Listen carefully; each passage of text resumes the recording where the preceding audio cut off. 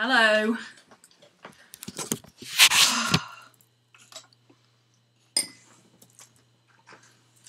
I'm back. I am so mad right now.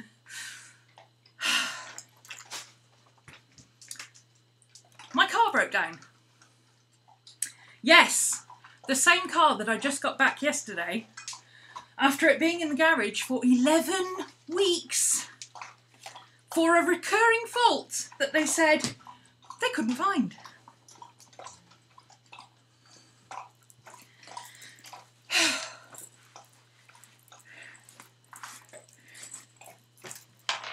So,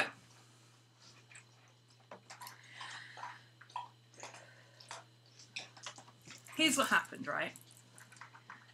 August last year, my car, the engine light, the engine timing light, and the coolant light would suddenly come on.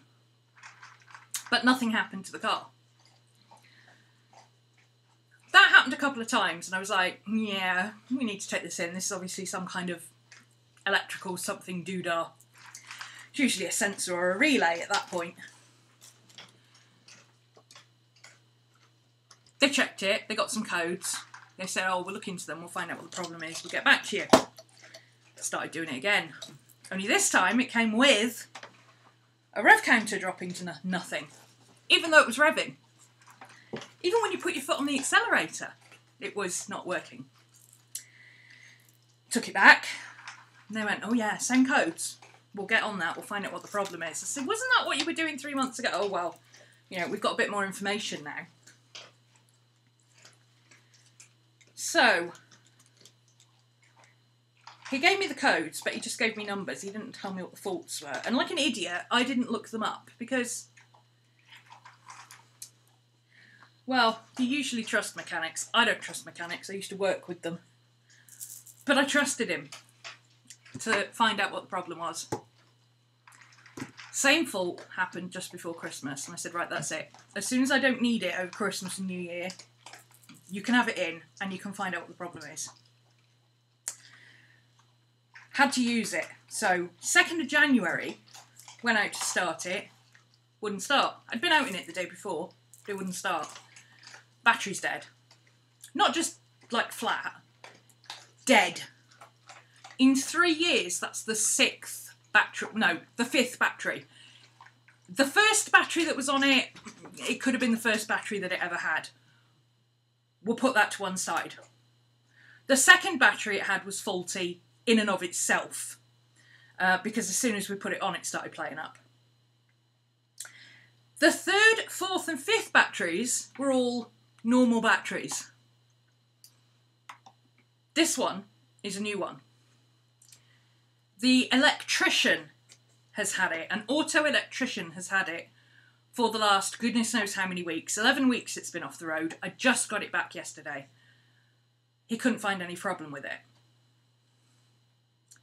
No, it's not the alternator. That's already been checked. We had 2 codes, and I didn't look them up. The first code was, I can't remember exactly what it said, but something about engine injection sensor was not receiving a signal. And then it said fuel management signal sensor, which is the one on the injection pump, not receiving a signal. But it's not the alternator because A, it had a new alternator before I had it, which indicates to me that it's had this battery fault for a while. And also, we tested the alternator and the starter motor. They'd all been tested by 2 different places before my mechanic now had even looked at it. Every time it went below 0, the battery wouldn't start. Well, this guy has just been out to it. He pulled up the codes and he said, well, okay, how much do you know about cars? And I said, look, I used to be a service receptionist. I know mechanics. Just tell me what the problem is. And he said, right, this code here, same number codes, mind you. This code here is the engine sensor. That's the one that checks if the engine is even running, and it says no output signal. This one, the injection sensor, is the one that puts the amount of fuel in that it thinks it needs according to what the engine sensor says it needs.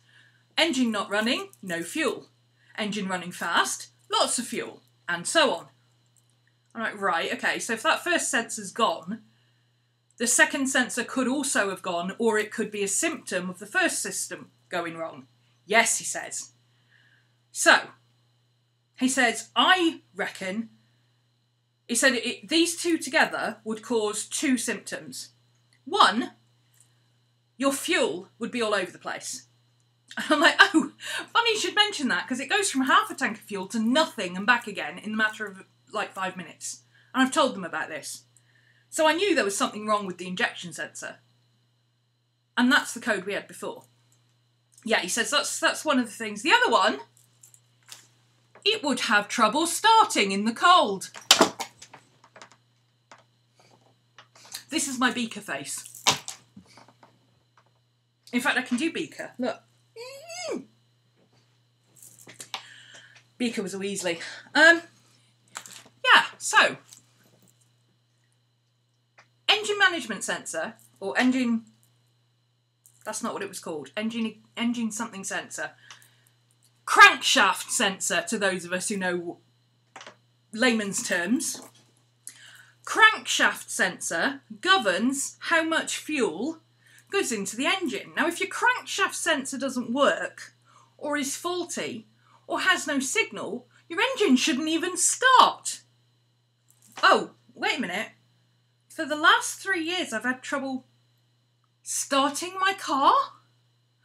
I wonder if that could be linked. The other thing it does is it causes a knock-on effect where the injection sensor that knows how hard the car is working to put fuel into the car, that wouldn't know what was going on. So if it was too cold for the engine sensor to work, it would just drain the battery because the fuel sensor would go la la la la la la la la la la la. Oh, is the engine running?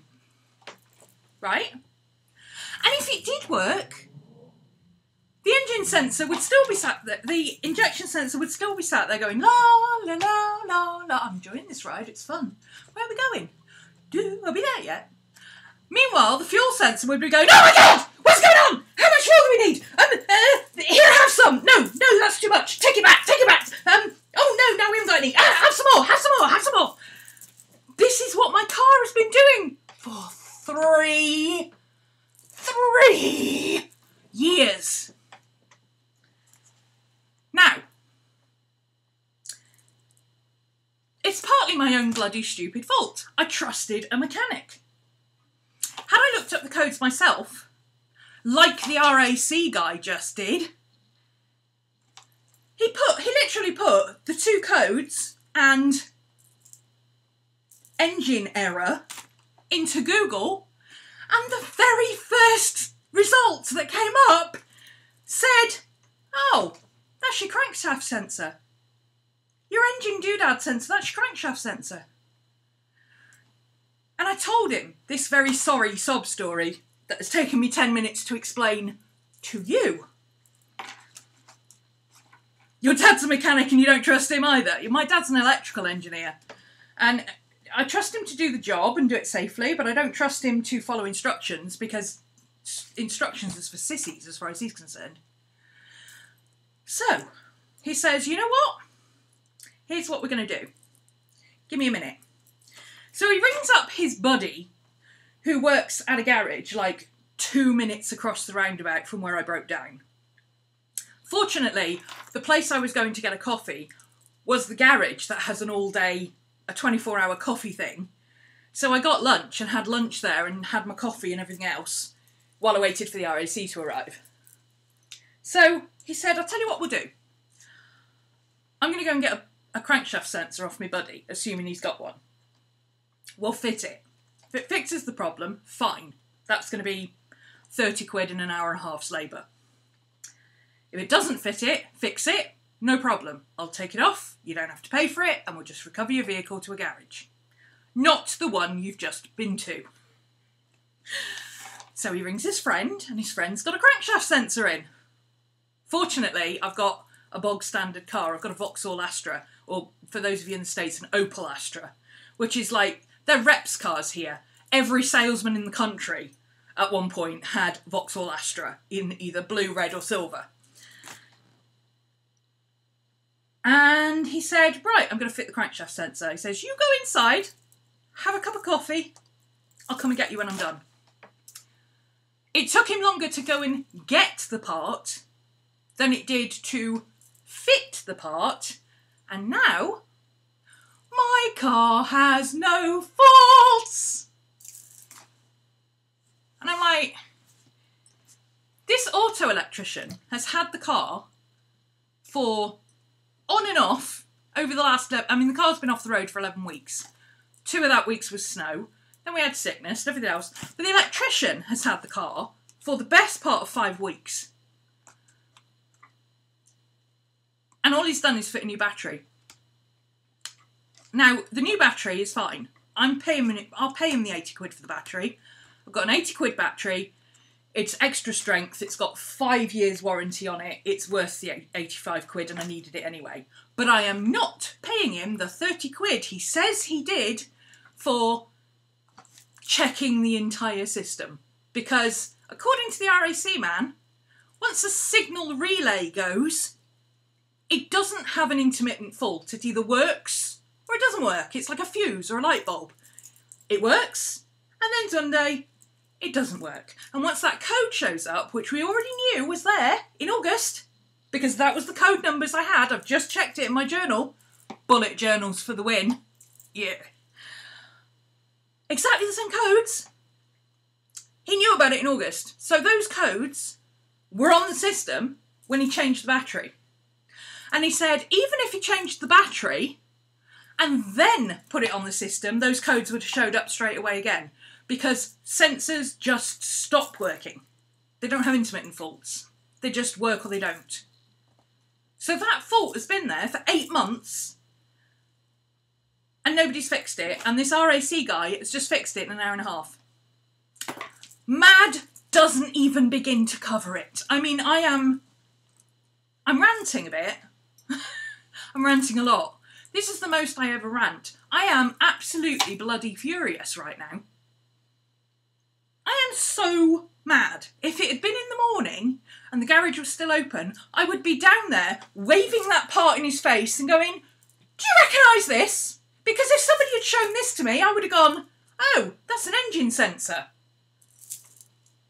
And I haven't worked on cars in 20 bloody years. I really am furious. So I will pay him for the battery. I'll pay him the 85 quid for the battery. But the 30 quid he wants for diagnostics, he ain't having it. He's not having it. Because if I'd looked, anybody, I mean you guys, I know Rachel. Rachel's technology runs as far as she can switch on the oven.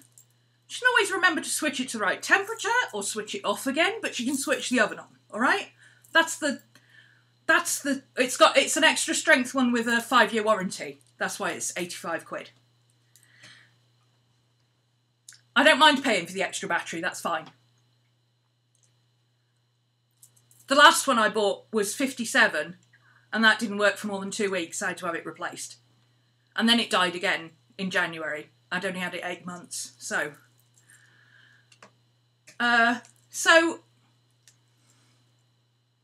if I'd said to Rachel, my car has a code that says P07225 error, engine ignition sensor, no signal. What do you think that means? I think Rachel would have said, that means your engine ignition sensor isn't working, doesn't it? Actually, she wouldn't. She'd have said, oh, is your engine ignition sensor not working then? And I would have said, well, it seems like it. What do you think I should do? Oh, maybe you should put a new one on. Will that fix it? And yet it's taken a fully qualified mechanic and an auto electrician 8 months to not be able to tell me what the problem was.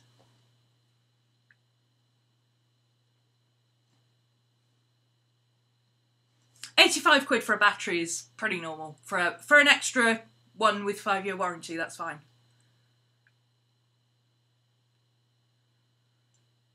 Yeah, even a techno doodah like you could put 1 and 1 together and get somewhere near 2.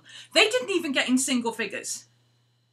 Yeah, maybe he needs a new career. I'm gonna go and see Ant tomorrow because I trust Ant. I trust Ant. He is not an electrical person. Mechanical, he can fix it, and he's never let me down mechanically. But this was beyond him. He didn't know what the problem was.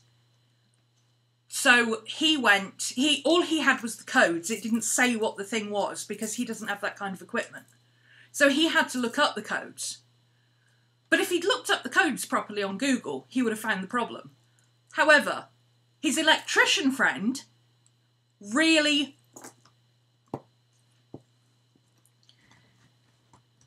He's 30-odd years old. With the amount of experience he's got in fixing cars, he should have known what the problem was just from the warning lights.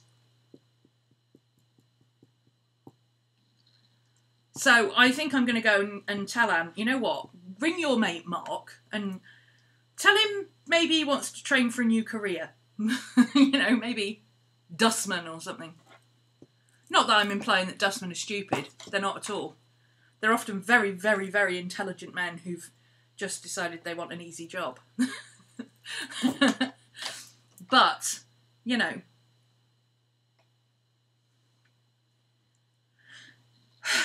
So, I'm mad.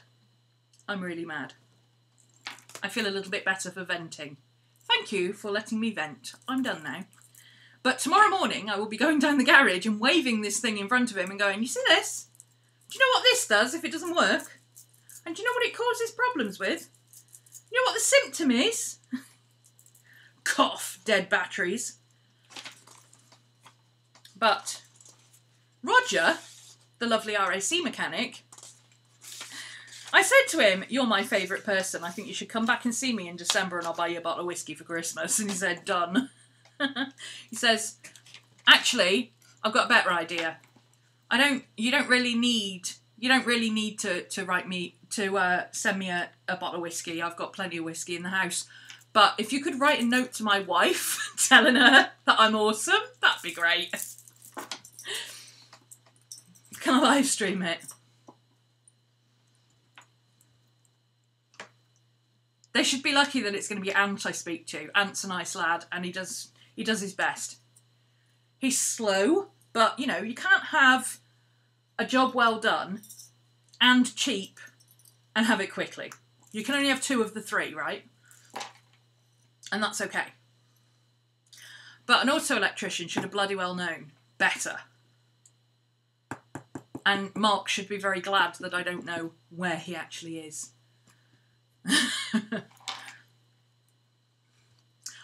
The worst part is, Ant actually picked it up from Mark and delivered it back to me yesterday. I kind of wish it had happened to him, but it didn't. Happened to me 2.5 miles later. Literally, it had done 3.9 miles after coming out of the garage. Because obviously when the battery's done, the Milo resets. 3.9 miles it had done. So he hadn't even test driven it. So mad. So mad.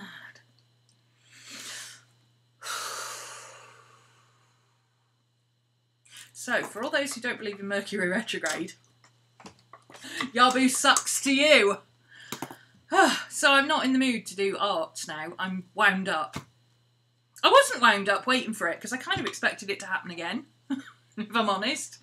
Because putting a new battery on has never fixed the problem before. I did, but he's an RAC call-out man, so he's not really a mechanic fixer. However, I did say to him, are you able to recommend a garage anywhere near that I said something about recommendations, and he said, get a new mechanic. And I said, right, okay, can you recommend anyone in the local area that would, you know, because usually the RAC has a list of mechanics. And he said, I can't give you any recommendations. We're not allowed to. However, if this was my car, knowing that it's really old and you don't want to take it to a Vauxhall garage because they'll charge you a fortune, if it was my car, I'd take it up to Cobridge Test Centre because they're quite cheap and they're very reliable, and they have an RAC logo outside, which means they're recommended by us, which means they have to be, that's like having a Michelin star on your restaurant. But I can't recommend a garage because we're not allowed to do that. But if it was my car, that's where I'd take it. So I'm like, right, okay. That's where it's going for its MOT. And for all other problems it ever has. Ever again. I suppose I should be grateful in a way because... Sorry, I'm just fixing one of my books has come loose and I just decided to stick a bit of sticky on it. I suppose I should be grateful because on the plus side, the electrician did manage to fix my inside light. He replaced the bulb in my internal light, which hasn't worked since the day I had it. So he fixed that. There's one good thing in Cobridge then, that's about all there is good in Cobridge. But I know Cobridge Test Centre because I used to work up there. I used to work at the Lex Commercials with the mechanics, and the mechanics used to take our cars around there for MOT then.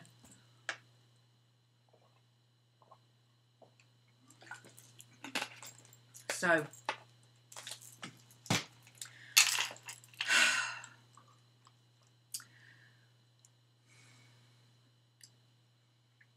fortunately, now that I've let off some steam, and once I've had a relaxing evening and journaled it out and done some sketching and stuff, I will, yeah, I'll give him a cookie.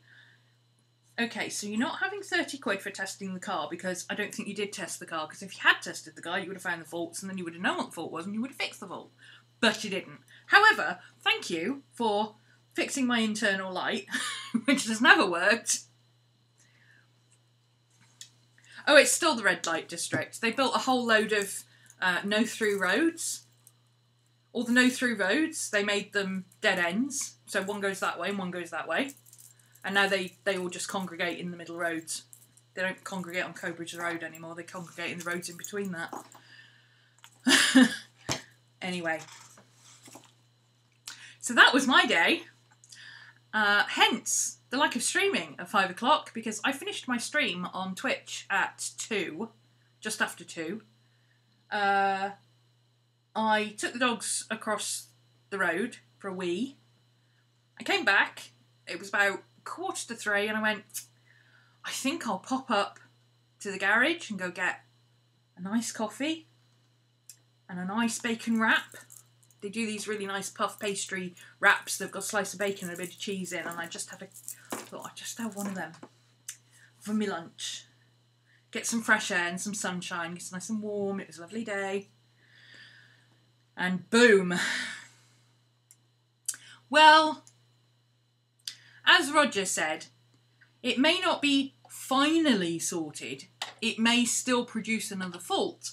However, the fault that was apparent on it at the time of said fault has been fixed and he's no longer there. So, yeah.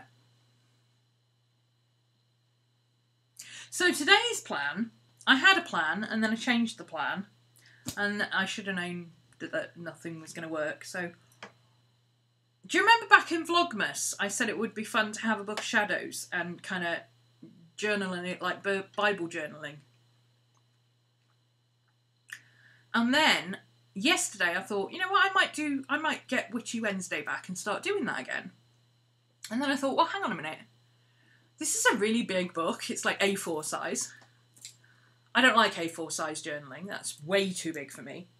8 by 10 is about the biggest I go. Composition book size. A4 is uncomfortable to the point where I will put off doing it. And I thought, hang on a minute, I've got a book of shadows I could actually just do some art in. Because I've got plenty of art to do that I don't need to do for class. So today I was going to grab said book of shadows and do an Ostara page, because we did a Samhain page way back. I've done a couple of different pages in this. I did that one. This was a journal page that I did on screen, on camera, sorry, on screen. Well, same thing. Somebody asked, if I ask the gods and goddesses for a sign, but I get nothing, what should I do? So I answered the question. I did the art at the same time. I also did this one, poisonous mushrooms. Actually, hang on. Let me change cameras so that you can... I don't like that thing where you can try and dodge the camera to try and see. There's some stuff I don't want to show you, so you'll have to deal with me opening and closing the book. But yeah, I did this one. This was a poisonous mushrooms page. I did... Where's my flame? I did this one, but I haven't written on it yet. This was going to be for some fire magic. And I thought these kind of pages I could do, and then I can go and write on them later. But, you know, if you guys want to journal with me and then go and do a prompt or something, we could do it that way, right? And it gives me blog content. Because,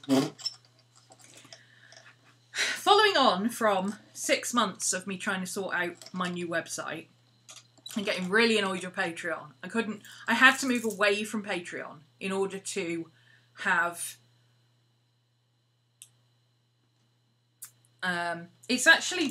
it's black pen. I did it all in black pen and then I went over it with white acrylic. This is waterproof black pen. I went over it with white acrylic and then I did all the bits where she's facing the flame. I went over it with gold ink. Yeah, my Patreon page, I didn't post on it for ages, and then as soon as I said I think I'm going to take it down, I got so many messages, like, oh no, you can't take it down, I was going to resubscribe. I come back now and then to check what you've done. Nobody likes change until you make the change, and then everybody's like, no, don't do that. So what I've decided to do, I've reinstated at Patreon, okay? There are better tiers, it's had a better structure, it's had a brand new spring clean, it's been relaunched today in time for Ostara, okay? So, new tiers, new structure, $15 plus is still the When Frogs Sing class, as it was before. If you're in When Frogs Sing, or you're on my Ning site, paying for When Frogs Sing, you don't need to worry about Patreon. But, if you want to join in through Patreon, it's still there, but you can get different tiers now. Before it was all or nothing. Now, you get other options. So if you haven't seen it, go check it out, see if it's something that might interest you on and off, or permanently, or whatever. Part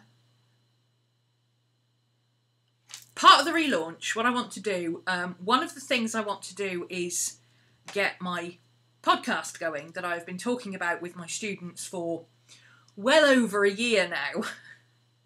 I need to get a decent mic. I can't really do it until I've got a decent mic because it sounds awful, but as soon as I have got a decent mic, my podcast will be up again.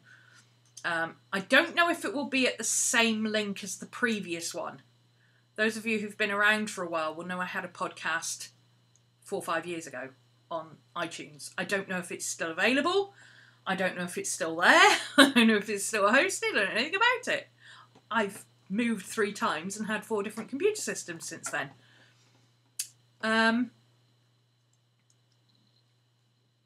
Question. I will come back to that in a second. Let me take a screenshot so I don't lose it in chat. What I thought I could do in the meantime is show you pages like this and say, right, this is a page I've done for fire magic. Maybe do some of these on camera, you know, show them your mushrooms, you know, poisonous mushrooms. I've done, I've got quite a few pages for different things. That's just a tab separation page, so a new subject.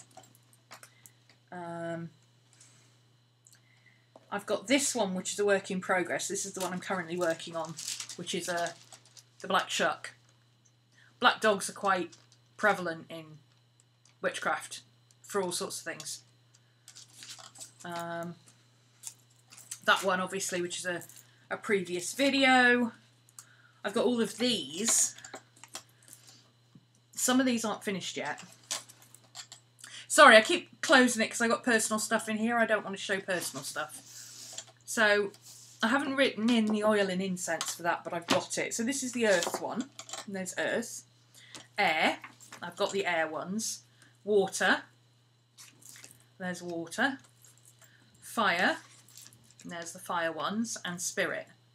And I haven't put those in. I haven't got them for those yet. I haven't put those together yet. I've got the earth ones, but I haven't written them in. These ones I haven't done yet at all. And I was going to add, you know, extra embellishments to these pages, like the Earth Girl, you know, various different ways to connect to Earth, ideas for, you know, just things that represent Earth, like plants and things. You know, I could put ivy in the background or something like that.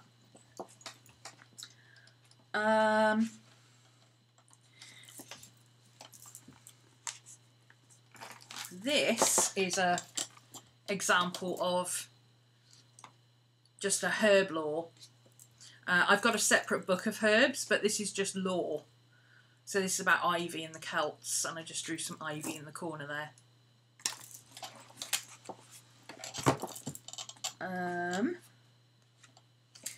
There's another one. That's actually...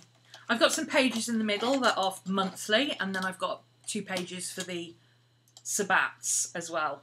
So I'll show you those in a minute, but I've got Hazel in there as well, because that's August 1.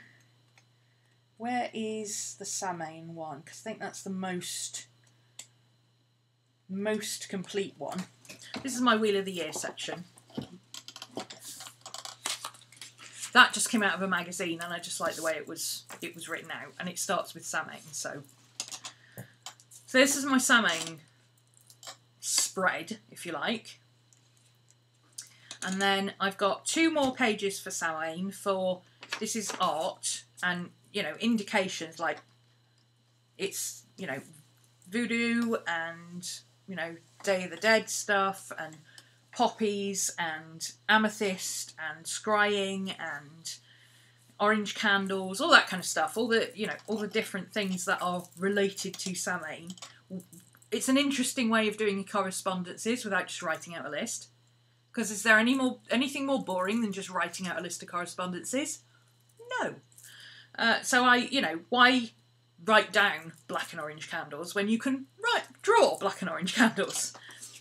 And then I've got a set of just various different bits and pieces. So I've got a little bit about the Wiccan New Year. Just an interesting bit about the pagan feast and stuff. I'm not Wiccan, so I don't follow that side of it. But this was just an interesting snippet. I've got a Samhain oil blend, a really cool picture of my altar, a photo. I've got a list of correspondences that are not included in the picture, including food and deities and astrology and all sorts of stuff. I've got some spirit incense. I've got the sigil for Samhain, and I've got my sweet potato biscuits recipe, which is you make them for Samhain rituals and stuff. And then I've got a page I've started on crows. Again, I haven't had a chance to write in about this yet. You will recognise these as my napkins, my Nevermore napkins. I've got another page. This is actually, for those of you who've seen my Victorian Filofax, the green divider that has the Nevermore quotes in, this is from the same piece of scrapbook paper. This is the other side of it that says, "Quoth the Raven Nevermore." It ended up in here. Well, Ashes of Crow is a sticker. And then this one is actually a photo of a printout that I got from Instagram. Somebody put it in their story. It's a massive crow. And it says, "Hello, I'd like to take a moment to talk to you about our goddess, the Morrigan." I have an interesting relationship with Morrigan. Have I heard the crow joke? It's only a murder of crows if there's probable cause. Yeah! I love that. It's only a murder of crows if there's 3. If there's only 2, it's just an attempted murder.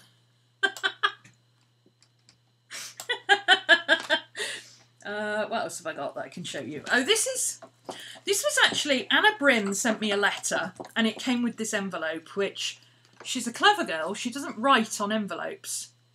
She leaves the envelopes plain and puts the letter inside, and then she puts all of it inside another envelope.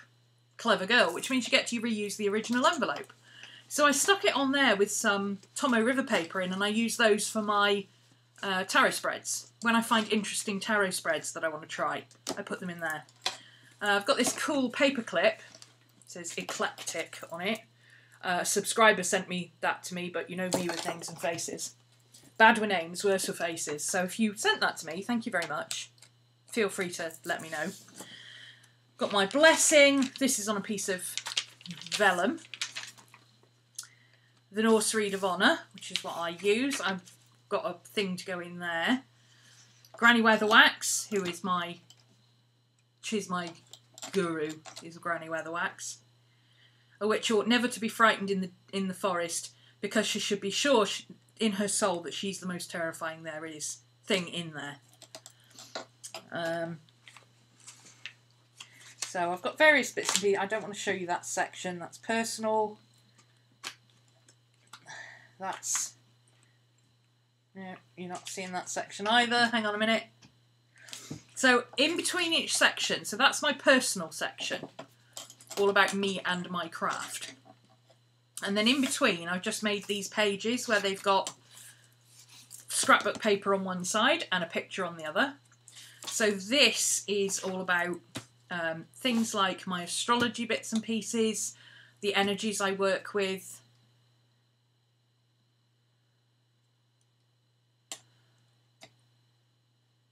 Is this a channel for magic, tarot, witchy people? Is it a Book of Shadows journal grimoire? This is, yeah.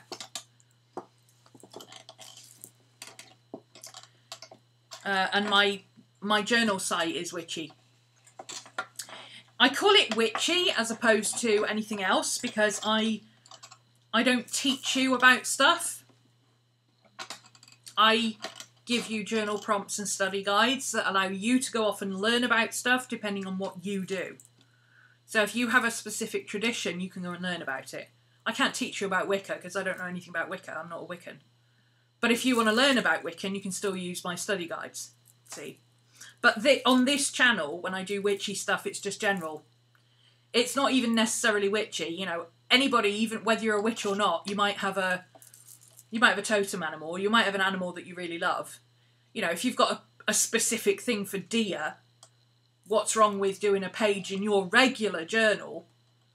I teach art, yeah. I don't teach Book of Shadows stuff.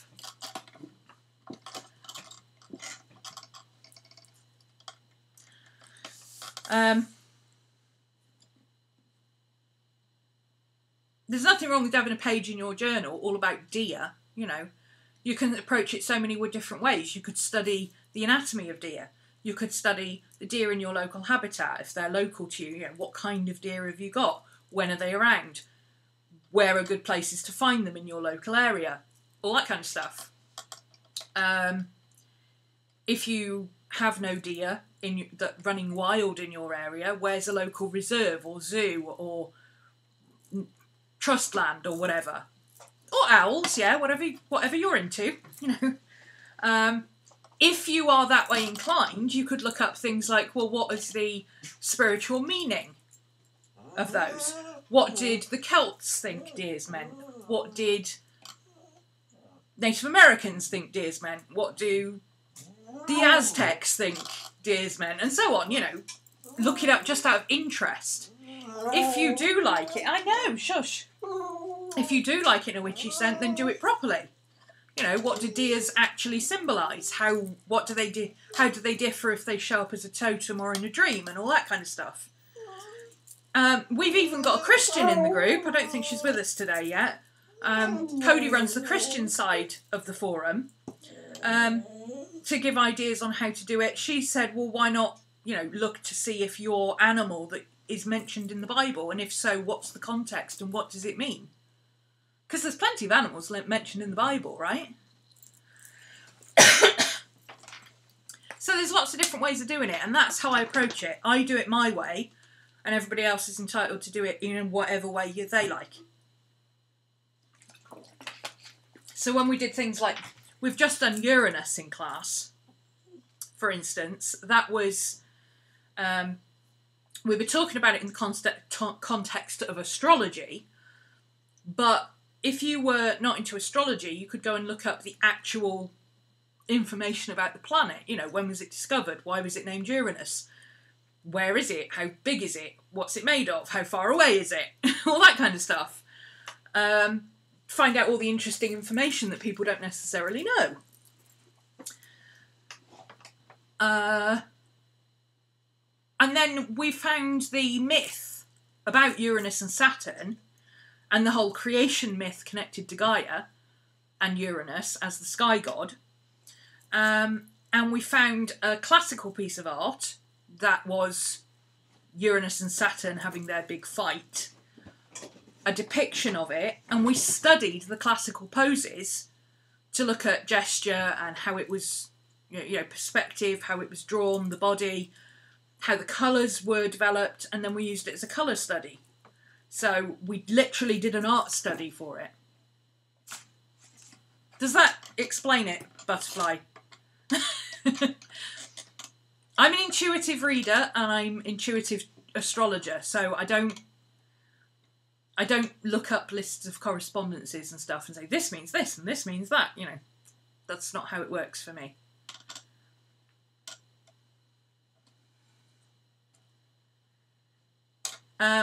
Tracy asked about motivation. I've talked about, not motivation, art block. I'm one of those unpopular people who doesn't have art block. I'm a professional working artist. I can't afford to have art block. You've been ill since November and totally lost motivation to do anything. Okay, this coincides with another question that I was asked, actually, which is, let me find my YouTube questions page. Penelope asked, how do you keep disciplined and motivated to work from home, and how do you get back to a routine after time off? Okay. First off, I think part of the issue with those particular questions is you're not asking the right questions, to quote the Crow. You asked the wrong questions. It's not about art block. It's not about staying motivated. It's not about getting motivated. It's about not having creative energy. And that, for me, is not the same thing. Not having creative energy, having been ill for a long time, creative energy is a symptom of having been ill. So that is your brain's way of saying, well, you're still not well. You can't get up and run a marathon until you get fit again, even after you're not sick anymore. The same goes for creativity. You can't just jump in and go, right, let's get back at the whatever I was doing before. You've got to remind your brain, oh yeah, I'm an artist. Oh yeah, I know how to doodle and sketch. Oh yeah.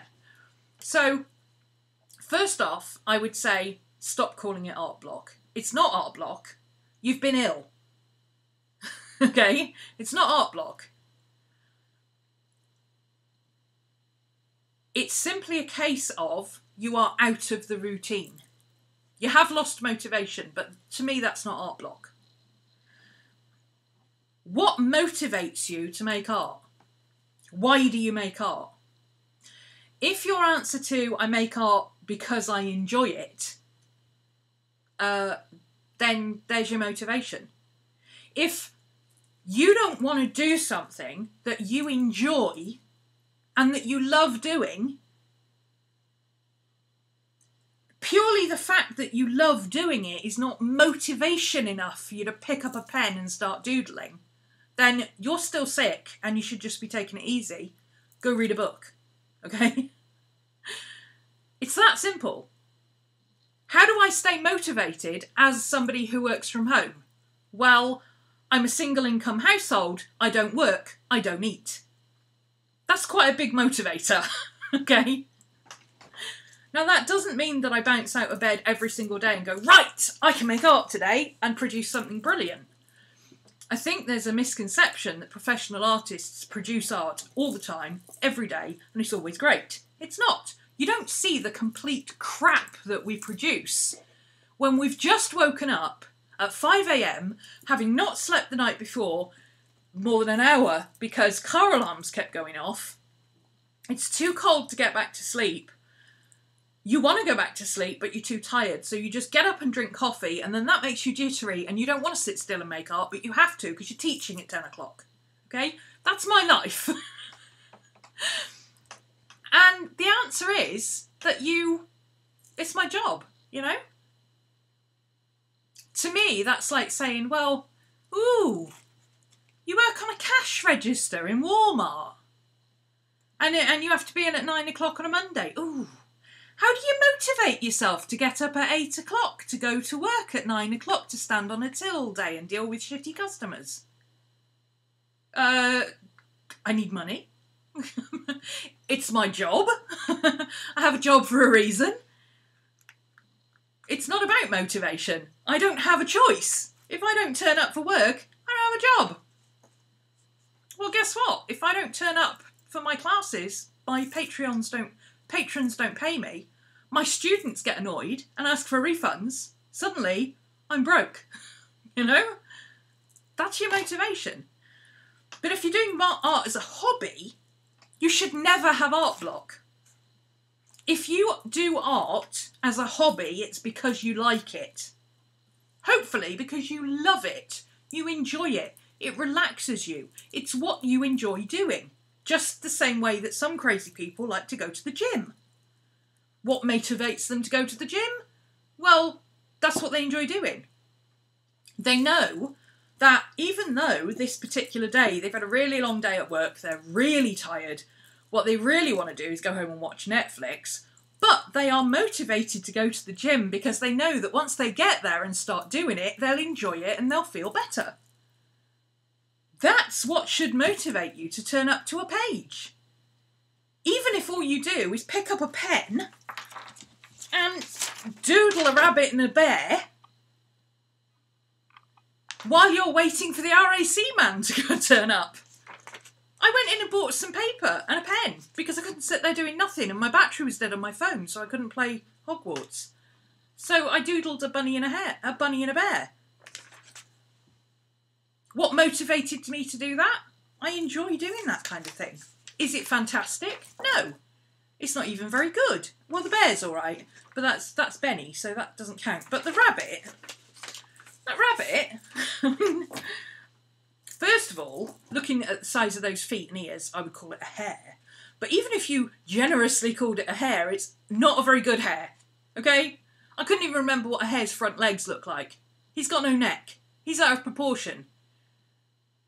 He's really bad, even as an illustration. Why did I do it? Because I was sitting waiting for somebody and it's what I do. I didn't have my book with me, so I went in and bought some paper and a pen and I doodled. That should be motivation enough. If it's not motivation enough, either you don't want to do it, or if you do want to do it,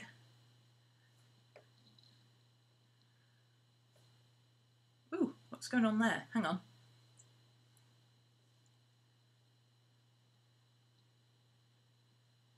My playback isn't working. Huh, there we go. Yeah, if your pure love of it is not enough, then either you don't love it enough, in which case go read a book, or if you've been ill, or you've had time off, like you've been on holiday or something, ease back into it gently. If your body is still saying to you, no, I'm not motivated to do this, I'm not enjoying it, go read a book. You know?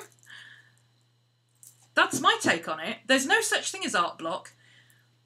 Not being able to produce art, even though you want to,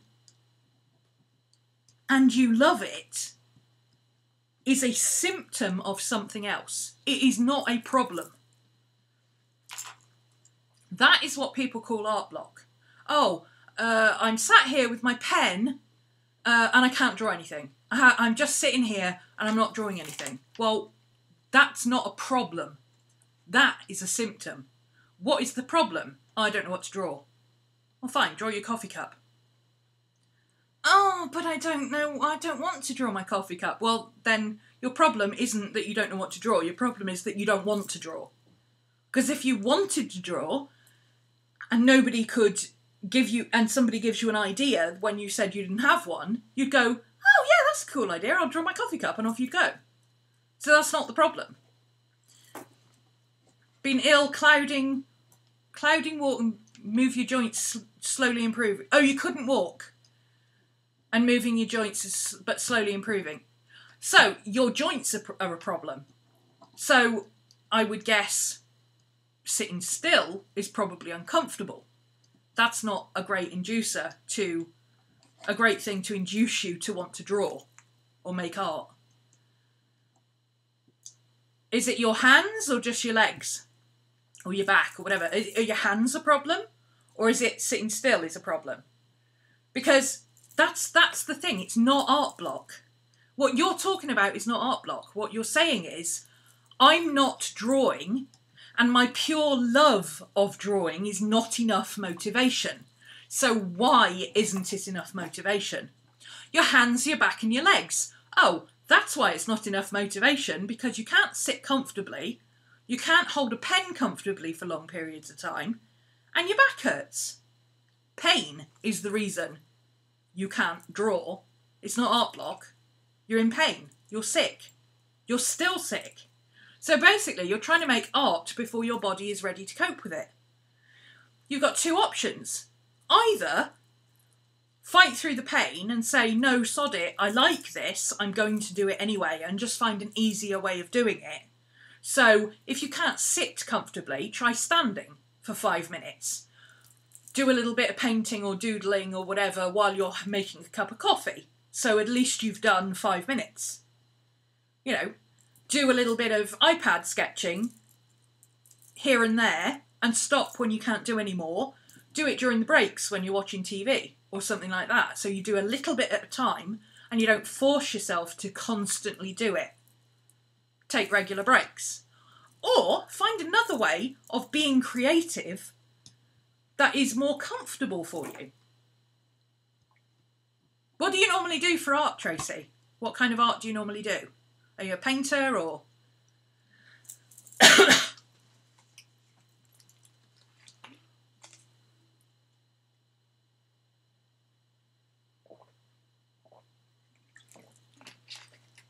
Because there's always something you can do. I have an autoimmune disease. You're an art journal watercolour type. Okay, so you do what I do. Art journaling and watercolouring is tough if you are not feeling physically up to it. I have days where I simply cannot sit for a certain amount of time and either mentally or physically get things going.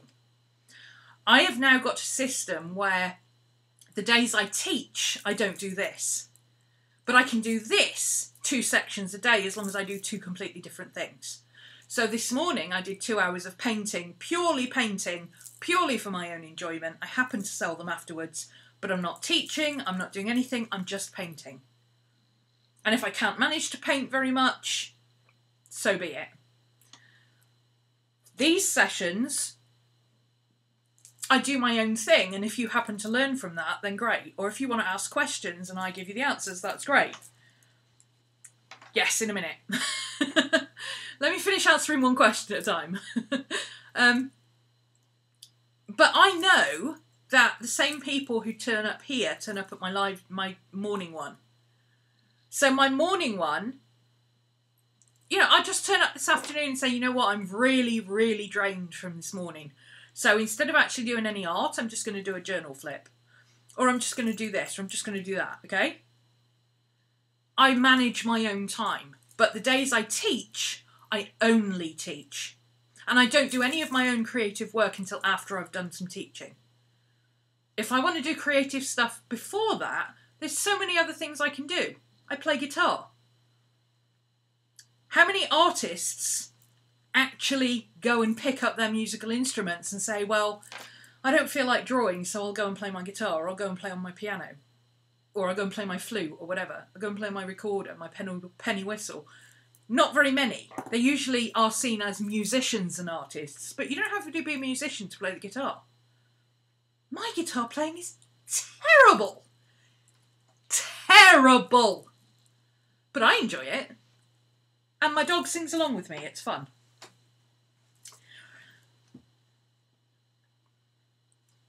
If I could draw like that, I would do it all day, every day. Well, I do draw like that all day, every day. And the reason I draw like that is because I do it all day, every day. It's just practice. You don't wake up one day at 16 and go, hey, I can drive a car, and get in and go down and pick up your licence. You have to have lessons. You have to learn. You have to practice. You don't wake up one day and go, oh, I think I'll go and run a marathon on Sunday. Better go and get some trainers. You practice. You get fit, you run, you do weights. Oh, I think I'll lose some weight today.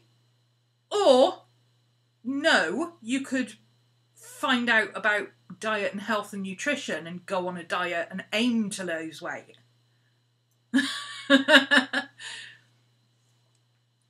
It just takes practice. There are some people, I've said this so many times, you'll hear this in so many of my videos if you go and watch them, like, people are not called talented because they like maths. Einstein, do we call him talented? No, we say, crikey, he was a bloody genius. Look what he could do. Did he come out of the womb knowing maths? No, he didn't. He just found that he really enjoyed it. And at 18, 19 years old, he started looking at it and learning it and training for it and asking questions about it.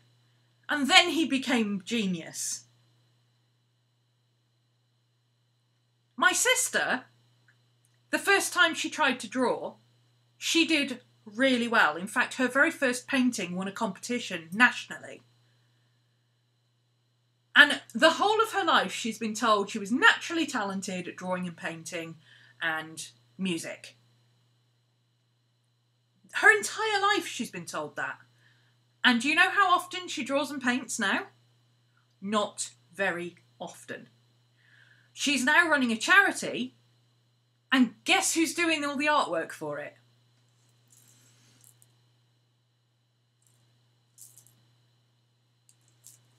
Because she doesn't practice. She was told for so long that she was just naturally talented, she never bothered to practice. Well, guess what? If you're naturally good at running and you naturally enjoy it, but you naturally don't get up off your backside and go and do some running, you're not going to be fit enough to do a marathon. So good luck with that. I've heard the speech about drawing a lot, but it is true. Yeah, it is. I taught my special needs brother to draw. He can only do a happy face and heart, but it's good enough and more than he did before. Exactly. On one day, maybe he'll draw a heart with a happy face. Or he'll come up with something else and he'll say, look, and you'll look at it and go, I have no idea what that is. And you'll go, oh, that's very good. What are you calling it? What's the title? And he'll go, oh, I'm calling it a duck foot.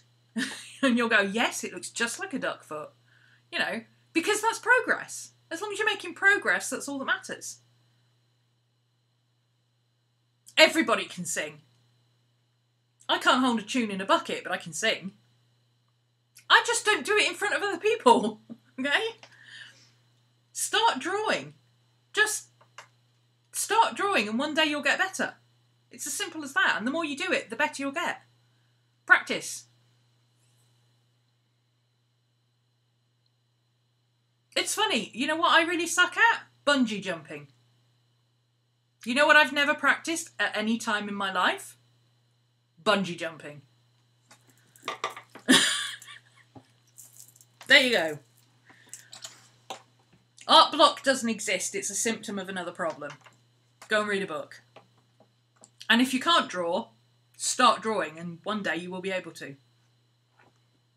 One day you will be as good as me. If you keep practicing and you do well enough and you have that little spark of natural talent that comes with, you know, people who are really exceptionally good at maths. We don't call them talented, we say they're clever. If you are artistically clever and you just have that extra little spark of creativity, one day you'll be better than me. But if you don't practice, you'll never be any good. I can tell you that for now. Rachel loves bungee jumping. Have you been bungee jumping, Rachel? You don't strike me as the kind of person who'd go bungee jumping. I love watching bungee jumping. I think it's hilarious.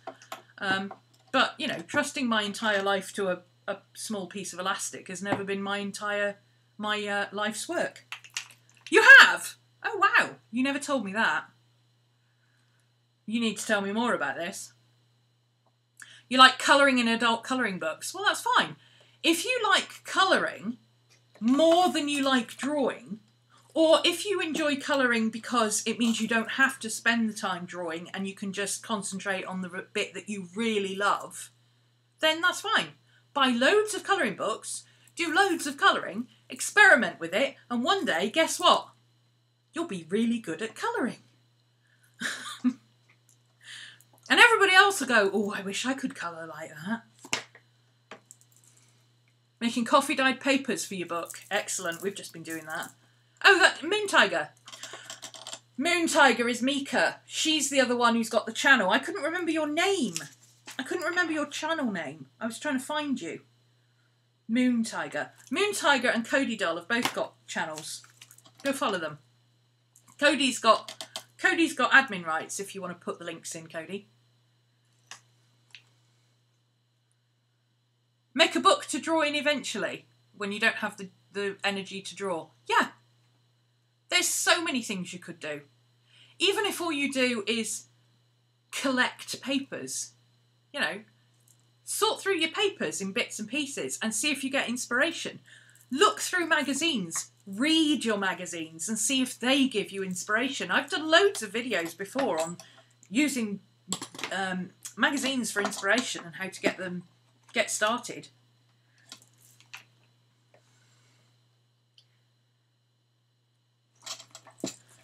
Phoenix Festival near Stratford.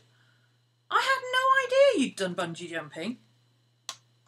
You don't strike me as the kind of person who would ever go bungee jumping, Rachel. How did I not know this about you? I've known Rachel for like 25 years, nearly 30. Had no idea she'd ever been bungee jumping.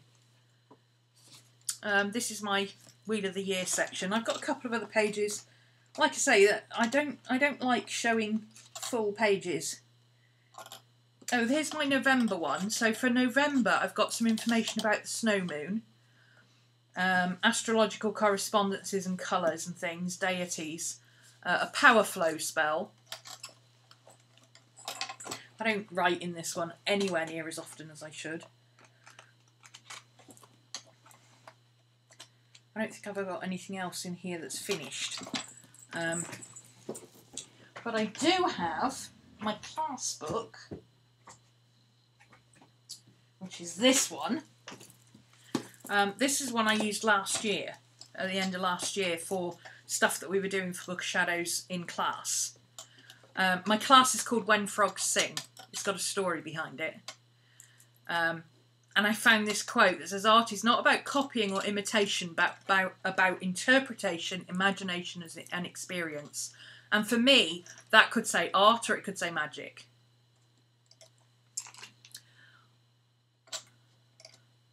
I poo my pants in glass lifts. Oh, glass lifts scare the hell out of me. I'm not scared of heights, and glass lifts scare me.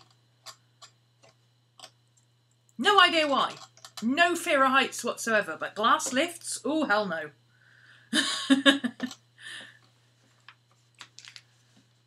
I like heights, I don't like falling from them. Astrological monthly correspondences. This was connecting to Earth, a collage about connecting to Earth. So, a girl lying on the grass, writing, lifeblood turning into a tree, roots.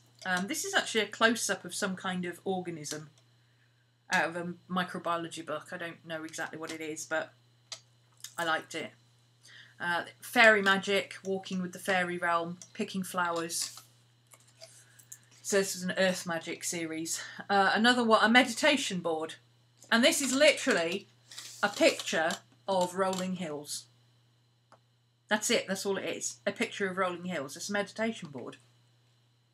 Art is what you make it. Magic is what you make it. Ways to reconnect with Earth.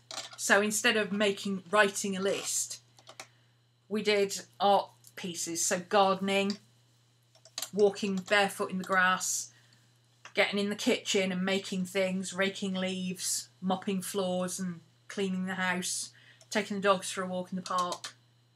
All ways to connect with Earth.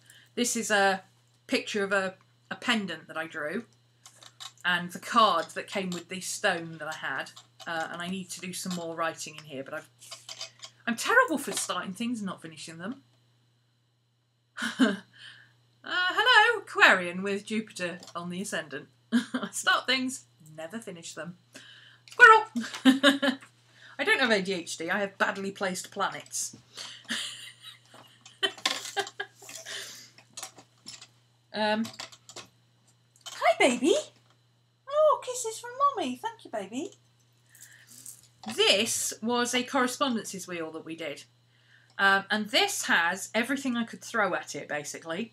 So we've got the Wheel of the Year, the calendar, around the outside. We've got the moons and the sabbats, the major sabbats. We've got the minor sabbats. Then we've got the cardinal, fixed and mutable astrological correspondences. We've got the astrological signs with their corresponding planets. We've got male and female, which we put in as plus and minus. Then we've got the segments of the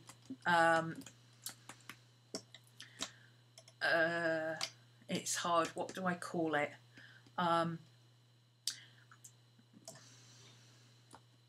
You could call it the segments of the houses, the personal issues, community issues and universal issues. This is what we're doing at the moment, kids. Houses. So here's the houses, the corresponding thing and what it relates to. And it all corresponds. So house 1 is Aries, Mars, cardinal, the leader, plus, so masculine. Time of year, March to April, includes Ostara.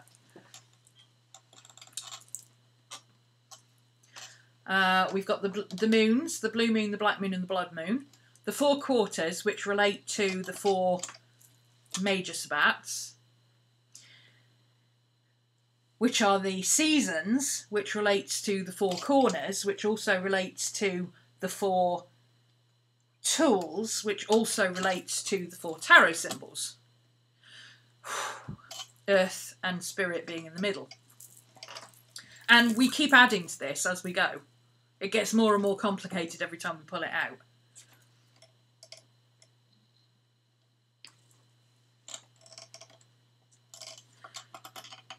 I love earthy stuff, but if there's a hole, I'll fall down it. The earth just wants to give you a hug. Yeah.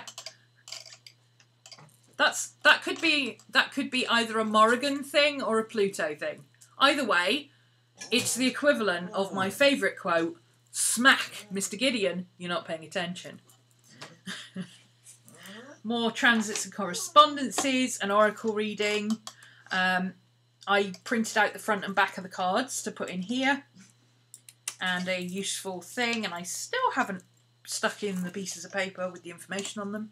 This was a Virgo page where we were looking at Virgo. Hello, boo-boo. You're looking at... What? Hi. How you doing? Somebody had a birthday at the weekend. Some puppy had a birthday. Come up then. Here he is. Here's Some Puppy. Hello, Some Puppy. Oh, kisses, thank you. Some Puppy had a birthday. He was 10. Some Puppy was 10. He's an old man. Oh no, it's terrible. Oh no, it's terrible. It's terrible life. Terrible life.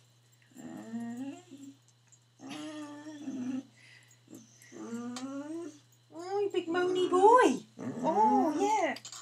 Mummy went out and said she'd be 5 minutes and was gone 4 hours. Neither of them are happy. Usually when I'm gone 4 hours, I take them with me. 10, yeah. 2009 he was gone. Ooh, what's the matter? Do you need to pee? Do you need to potty? He needs to potty. Hang on. 1 second. Ooh. Come on then. Good boy. I know. I know.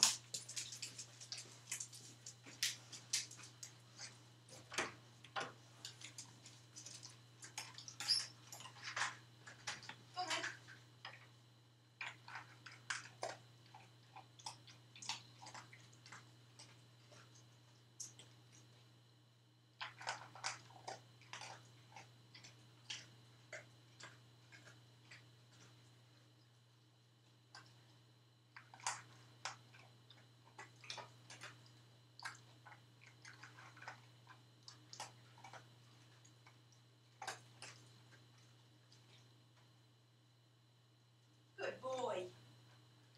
Boy.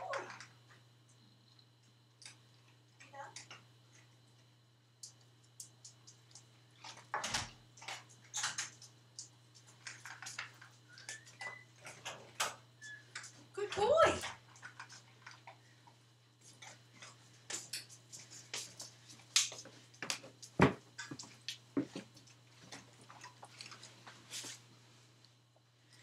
Okay.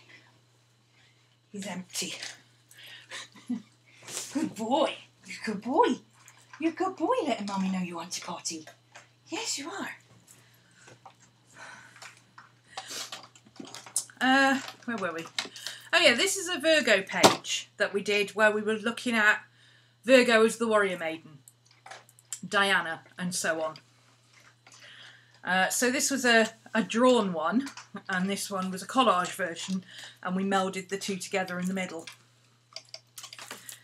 How to use something out of a magazine. This is a recipe. Very simply done. Literally cut it out, stuck it in, coloured the background. And then I made notes on it about how you could change it if you didn't want to, because it's a alcoholic remedy. It's an alcoholic one. It's a alcoholic herbal wine, but I don't drink. So I made notes on how you could change it to make it non-alcoholic. This was a Maybon incense recipe, so we looked up the different herbs associated with Maybon. We decided which ones might smell nice, and then in this little envelope is a sample of all the herbs. So this actually smells of the herbs. It smells really nice. Underneath there are holes, just pinprick holes, not massive holes. Pinprick holes, and I wrapped the herbs in tissue paper so they won't fall out. And this is literally just bits of... I've painted the background. This is a leaf that I let the dogs out to pee, and this leaf was sitting on the doorstep so that while you're going with my journal, this is brown craft paper, and I just stuck it on, wrote on with it with a Sharpie, and then I wrote in the information. That was waiting for something to get stuck in that I never did. Terrible for not finishing things. Shh, shh, shh. No, Mummy's working now, Bobo. Go have a nap. I'll be with you in a minute. This was a oracle page where we did... I don't do individual reading. I do individual readings, but I do them privately. But for group, I do group readings. So we did a group reading. I never put a date on this. I need to check that. To find out how we could use a particular... There was an astrological event, like a particular blood... I think it might have been the blood moon, actually. What can you do to make the most of this particular time? And this was the oracle we got, share your gifts. And this was part of what was written on the back. Everyone benefits from your art, especially you. Your unique gifts are meant to be shared. This little doohickey is from Courtney Diaz Patreon, Little Ravening. I've got 2 dogs. It's just that one's really quiet and one's really chatty. This is a ongoing collage. That's not part of the collage, that's part of something else. But wolves are my spirit animals and I love dogs. My mantra is be more dog. That's my answer to everything. Be more dog. Just chill. Be more dog. It's based on the...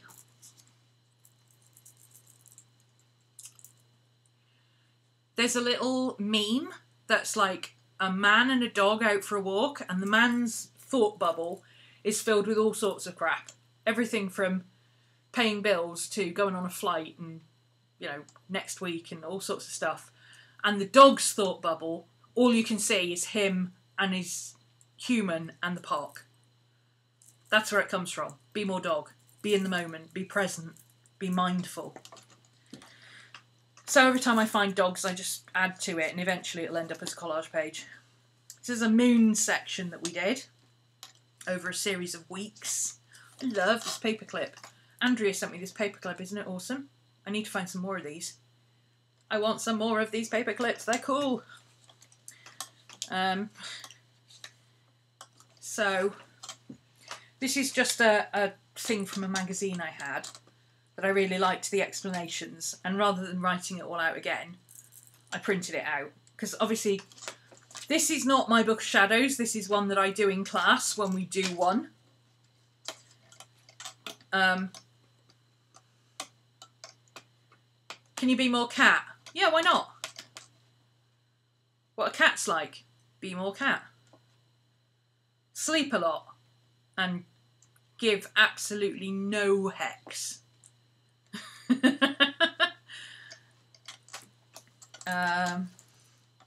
This is a moon, actually, that I painted. And I... See you, Brenda. Have a fun day at work. Night at work. I painted this moon for something else, and then I loved it so much that I scanned it and turned it into stickers. So I've got moons and things for the year, and I've got correspondences and stuff. Make people feed you on demand, yeah. That's Simon's cat, isn't it? So we've got all the different moons. Again, unfinished. Oh, I'm so bad at this. Crescent moon. We've got correspondences box, we've got a tarot reading box, what kind of things you do during that, the symbol for it up here, what it means, what's it to do with, goddesses, crystals, herbs and stuff, and we've done the same for each one. So we've got the first quarter, the full, the third, the dark, and then that's just a random page that I haven't done anything with yet. We drew crystals. So this is drawn in pencil. This is just a contour drawing in pen. This is pen and watercolour. And did we do pencil on this one as well, or was it just... I think it's just watercolour and white pen, if I remember correctly.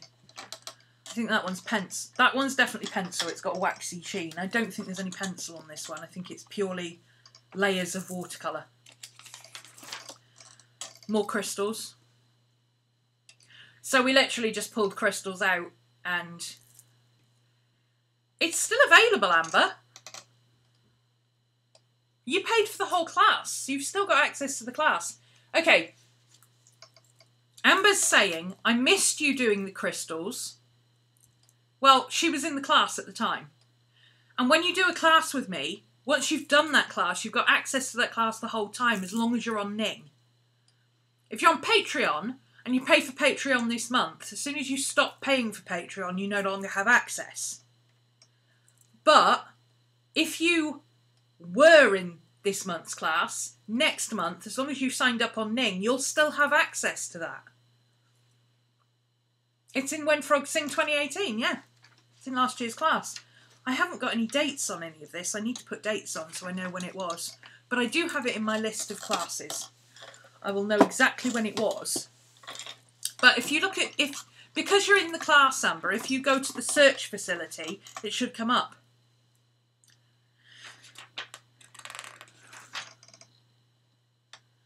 It was around the time I did Wolfie, so because it was that crystal that I put on Wolfie is the one that I used as a reference for this. So, yeah, was around October, November time. This is a tarot reading, and it was actually an example of doing a 3-card spread and how you would make notes about what was going on. And obviously halfway through the class I got sidetracked. I need to get back on with this again, don't I? Because I usually do examples in class, but I've been doing my own stuff and catching up on my own stuff. So I haven't done examples. I've got some pressed flowers and things in there. I've got some...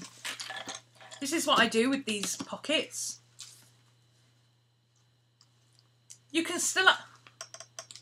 Rachel, did I or did I not tell you that the next time you ask me a silly question like, can I still get access to, when you know the answer is yes, I was not going to answer you. I don't know what it is about the website that you find so difficult to do. You go to classes, you click on the name of the class you've done, boom, there's the class.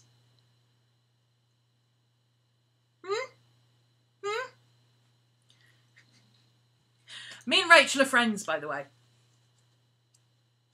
I do get DMs saying, oh, you're so mean sometimes. And I'm like, I've been speaking to her like that for 30 years.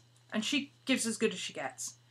This is all flat leaves that I've just rolled up in a bit of kitchen towel, put some paper around it, shove it in there. I've got some flowers in there as well. That's what I use that for. It's no good for anything else. If I put anything else in there, I'd never find it again. The Paddington Bear stare, yeah.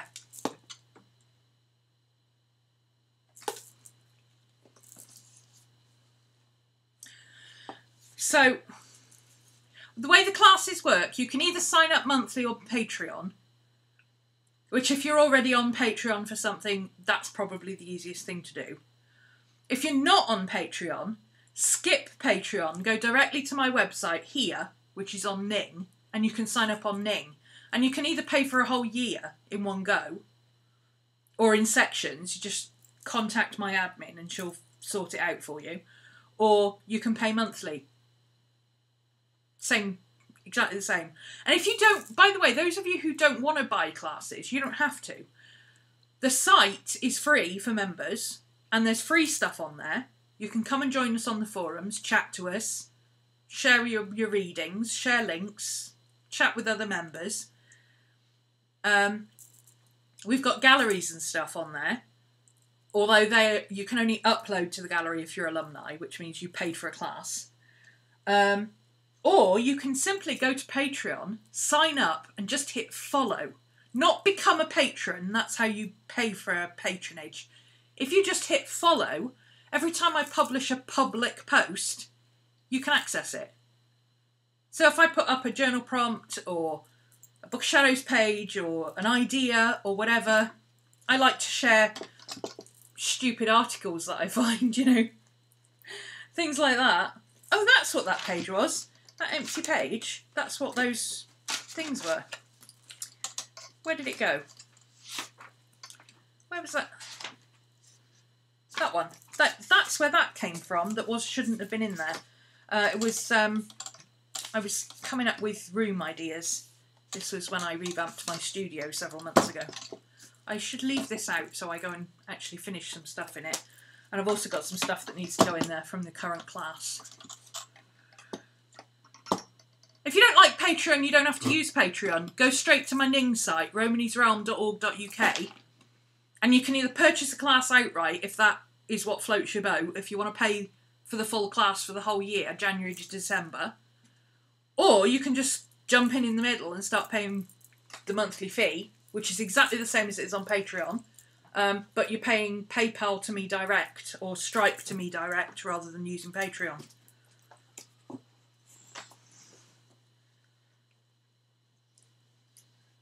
But you have to sign up for the Ning site anyway, even if you pay on Patreon. So it's kind of easier to be on Ning, but I had a lot of complaints I stopped posting on Patreon and nobody said anything. The minute I said I was going to close it, I had loads of complaints. Hi! Hello! Aru! Aru! Hi! Good boy! Hello, Miss Maddie. You want to say hello too, Miss Maddie? Come on, let's say hello too. Come on, then. Let's say hello too. Are you shy today? Come on. Come on. Come on, my baba. Come on. No, she wants belly rubs. She wants belly rubs. I don't know if you can see her. There's Maddie. Baby girl. Hi. Who's Maddie? She doesn't like the camera. She used to like the camera. She was a camera whore at one point. And then somehow she decided she didn't like the camera anymore. Anyway. So, kind of a journal, book of shadows flip for you instead. To say, I don't know why, and I don't know how it works, and I don't know if it's, a few people have suggested it's the planner people, because I've not been doing planner stuff. Well, I use a bullet journal, I can't really show you planner stuff, because this is my planner. This is what my planner looks like, okay? That's it. That's what my planner looks like. It's just pages and pages and pages of serial killer writing, okay? That's it. That's the most interesting thing about my planner is the cover, look.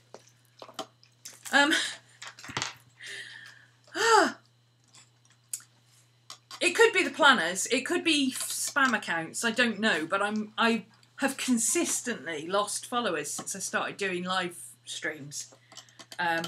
I don't know if it's content, I don't know if it's the live streams, I don't think it is, because I used to do live streams before and it wasn't a problem, but you know. Yeah, I used to have tiny writing. See, I used to write like this. This, until very, very recently, was my normal handwriting, which is also kind of serial killers-ish. Are you writing Which of Us Annoy You by asking dumb questions? Well, if you want to call it that. I mean, I do have a list of dumb questions. I'm kidding. I have a Q&A list, look. YouTube Q&As, and I know your names. Yeah, I know your names. I've got a couple more on there, actually, I might be able to fill in. Yeah, this is like incredibly dense, tiny writing. You know, like those joke memes, like that are like writing like this all over a sheet of A4, and it says when teacher tells you you can only have one cheat sheet in an exam. Yeah, that was my normal writing. It still is, if I'm honest. I love my normal writing. I love being able to write tiny. But because of doing so much and having a shoulder injury, I've had to change it. So I write loose and fast now. That's the only way I can not have problems with my shoulder. But when I'm working in my book of shadows, I still write really tiny.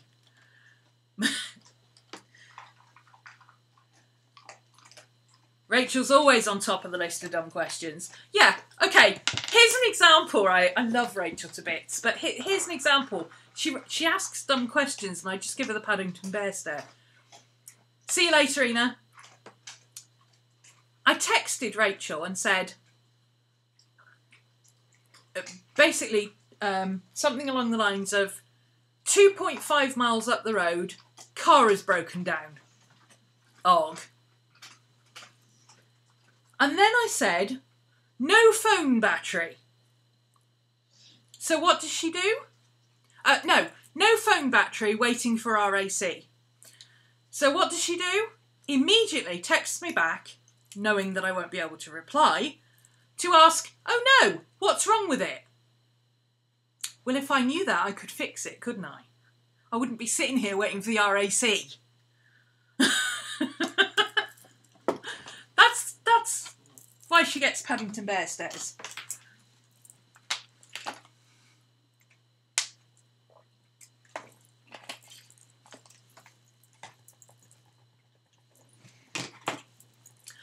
I suffer with I think it, I say it. I have no filter. I think it, I say it. Rachel suffers with I say it. She doesn't think. Mwah, love ya. Anyway. I don't have anything else I can show you, really. Has anybody else got any questions? Since I seem to be doing a bit of a Q&A on classes and stuff.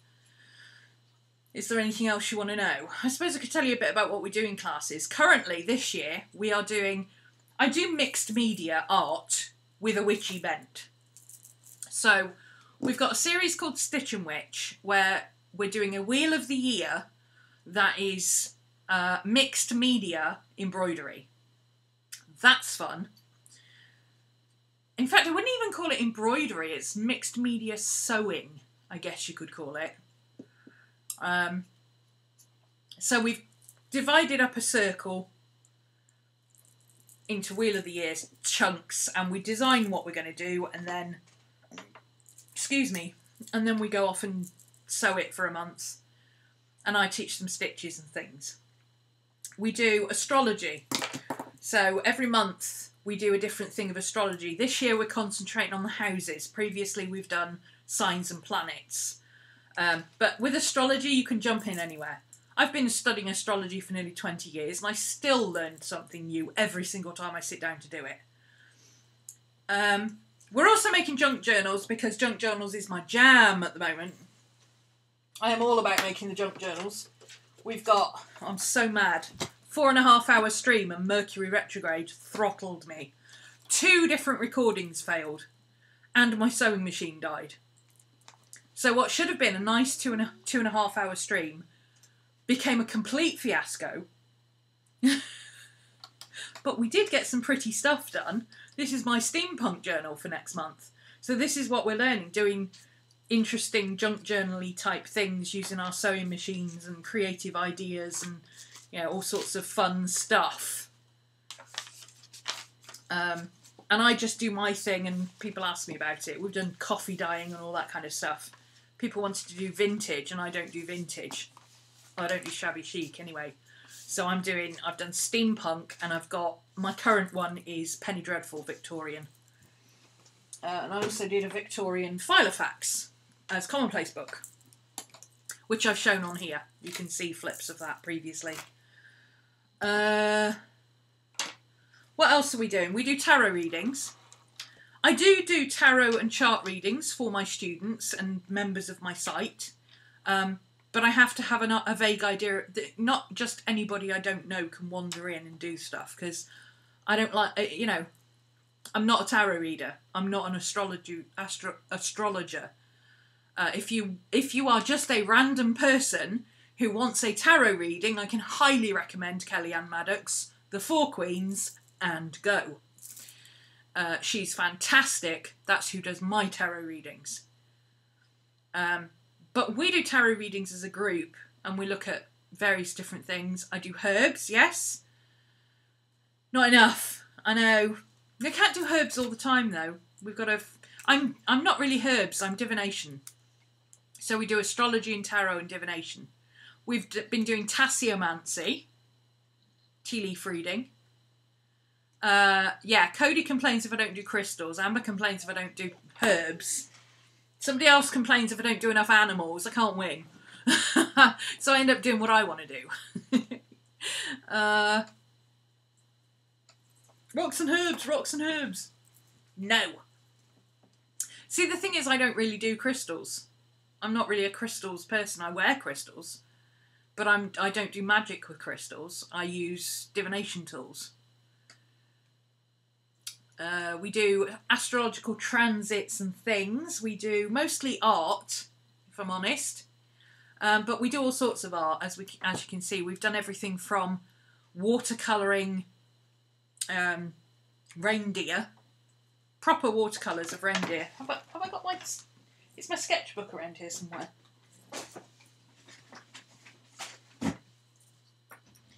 Hang on, it's around here somewhere. I just moved it. I just had it in my hand yesterday.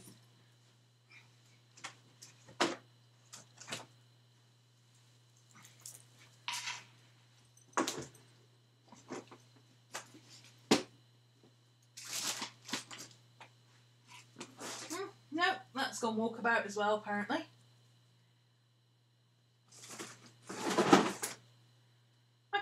find anything, honestly. Oh, hang on, there it is. Is that it?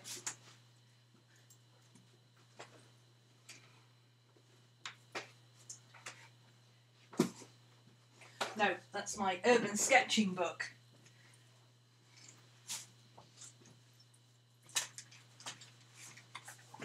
That's got to be one of these two then. There he is.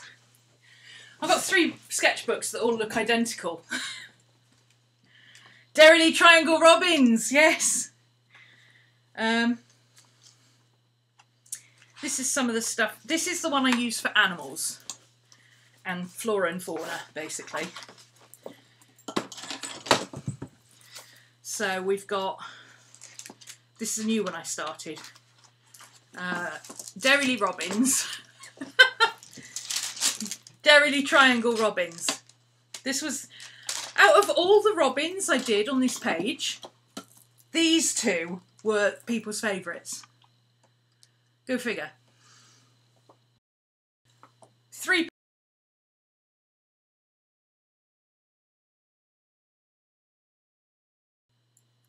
I didn't do that. What happened? My computer went crazy. I didn't do anything. Did you do that, Miss Maddie? Are you having a glitch in the matrix? No, she says. Mercury retrograde. No, my mouse pad's over there. My hands are over here. My keyboard is over there.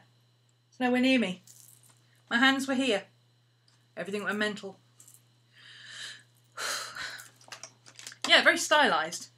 These 2 are people's favourites. I like this one. Oh, this is my favourite. This is what I would normally draw as a robin. This is oil pastel. That's why this piece of paper's here. And then we drew... This is just me explaining stuff in class. I only draw on one side of the page. A cat and a Christmas tree. A very angry cat and Christmas tree. A little hedgehog.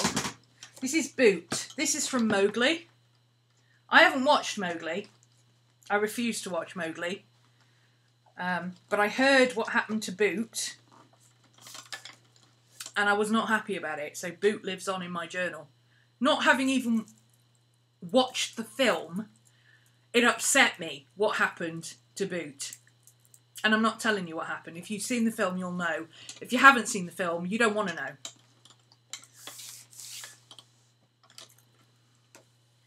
So Boot lives on in my journal. Boot deserved better, and he got better. And then this is the reindeer we did with some fir and baubles, fir tree pine cone things. This was one of my Christmas decorations. I just put it there as a bit of background. That's all watercolour.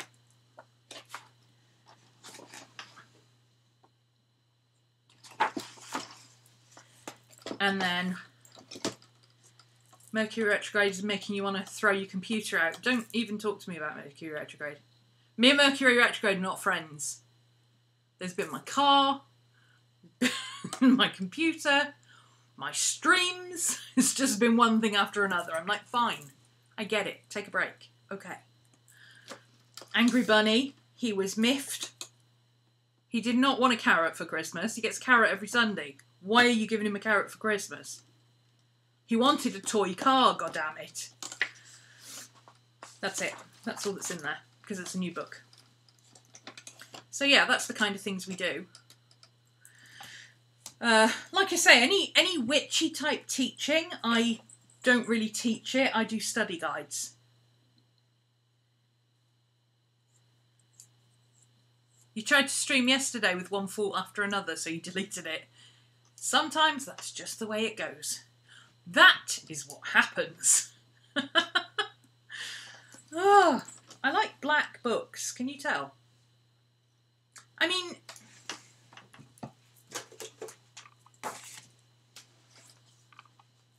and then I made my own book, and guess what? That's black too. It's got a covered spine. This is something else we've been doing. This is on YouTube. This is a YouTube one. I like black. Do you think? Oh dear. It's funny because if I ever buy anything in colour, I buy it in colour and then I buy it in black as well. Cody takes the witchy bits and changes them to Christian. She does indeed, and she's very good at it. She's even got a little Christian forum all to herself. That's her little domain on my site, where she goes and helps other people to come up with ideas and chats and whatever it is you people do in church. You know, like wearing funny clothes and wafting incense about, praying to gods, making wishes, following rituals. This is sounding awfully familiar. Do you use your traveller's notebooks? Yes.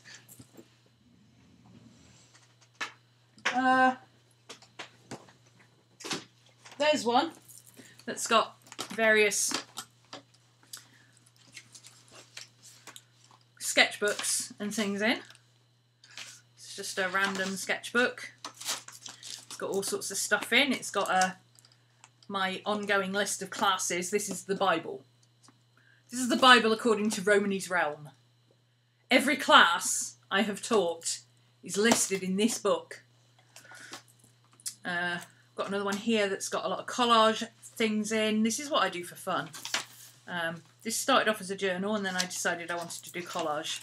I do what I call expanded collages. That was a Susie Blueprint out.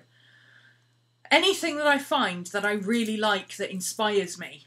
Like, I put him in because I wanted to draw him. But also, then I found these bits and I thought, well, I'll stick that in, and he's bringing him a love heart. I can turn that into a picture. If you watch my Twitch streams, you'll see how I turn collage elements into full paintings. Exploded collages, like a small picture, tear it up into bits, and then turn it into a larger picture.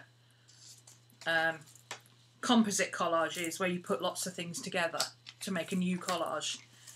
Same like this. This is all... Those are going to be unicorns, funnily enough. Crazy collages, which is going to end up as doodles and things. Another exploded collage. This is more like what I do on my Twitch stream. A couple of girls. Just some notes. All sorts of stuff. I stopped using that book because I kind of lost my way with it, but I want to finish those collages, and when I finish them I'll take them out and use them for something else. And I've also got my traveller's notebook. This is a sheep sparrow that I don't actually like, but it works really well as a sticker thing. This is a YouTube tutorial, how to make a sticker book. So I've got all my planner stickers in here.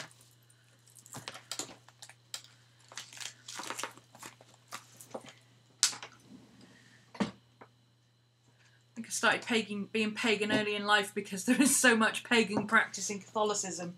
Yeah, that's pretty much where I started.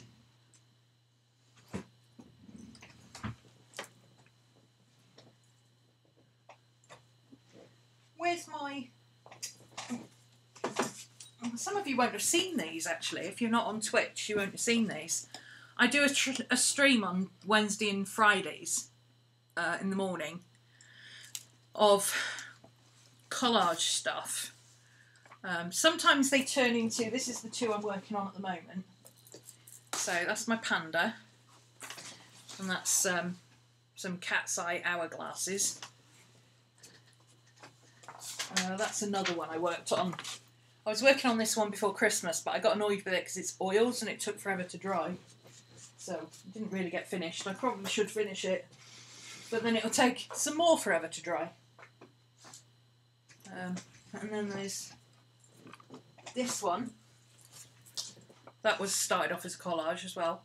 All of these started off as collages, like those things, but it's not paint over collage. If you saw the original collage for this, it doesn't look anything like this. I think the nearest is this bit here. Is somewhat similar. But I just use them...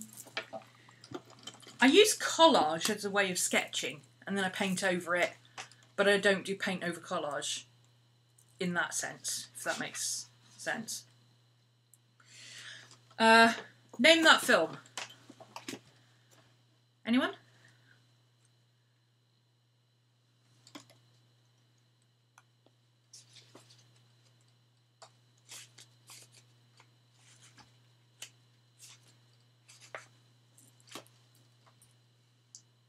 Coco, correct. It's not finished yet. But it's got all sorts on here. It's got embossing, heat embossing on it. It's got collage. It's got glitter embossing. It's got pencil. It's got oil pastel. It's got all sorts of stuff. It's all mixed media. It's not finished yet. I say that a lot. This is gold. But this one, it's not finished yet because I need to watch the film again, and I haven't had a chance to watch the film again. So until I watch the film again, I can't really finish this page. But I will finish it. I very rarely leave pages unfinished. I always end up going back to them. I just don't finish them all in one go. I don't feel a need to do a spread a day or anything like that.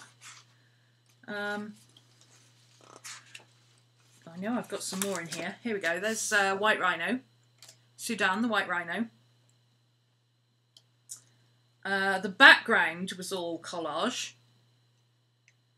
But again, these rocks didn't look like this when I started. But they were rocks, if that makes sense. But I only put pictures of rocks there to remind myself that I wanted to do pictures of rocks. But all these are previous Twitch streams, and they're all available on my website. And they're all free for members. So that's my website there. So if you sign up in the Coffee Lounge, you can get all these. Not all of them are available yet because KK's been away dealing with personal family stuff. She's my admin. But eventually it'll all get sorted. This one isn't finished because I've got to do this bit. I used one of Courtney's faces just as a picture to remind myself what I wanted to put there, but I haven't finished it yet. This is about my hometown. See you, Magic. I've got to call you something different to Butterfly because I've already got a butterfly. Butterfly is a butterfly. Butterfly Girls is Butterfly, so you can't be Butterfly as well. You'll have to be Magic. Thanks for joining us. See you later. What else have I got in here? This one is Edgar Allan Poe. This is referenced from one of the Pre-Raphaelites. I can't remember which one. I don't think it's Waterhouse. I think it's Malay. But I'm not 100% sure. I'm still searching for a printer who can do bespoke prints. It's so hard to find somebody who can do a batch of prints that doesn't have to be in the thousands. And I can't do them myself because my printer is not waterproof ink. So of course I can't sell prints that are not waterproof ink. That's a no-no. There's that one. This is my recycling type one. Lots of skulls and doom and gloom and things. Mostly finished. Got a couple of extra details just to put on these three, but I had to wait for it to dry, and then I forgot that I had to go back and finish it off. But they're too small details to do on camera, so I'll do them another time. I'll do them in my own time. That one.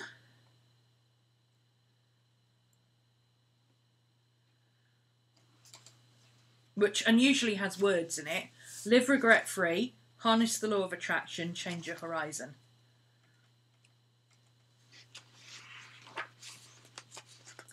I don't very often work in pink, but I fancied working in pink, and that's what happened.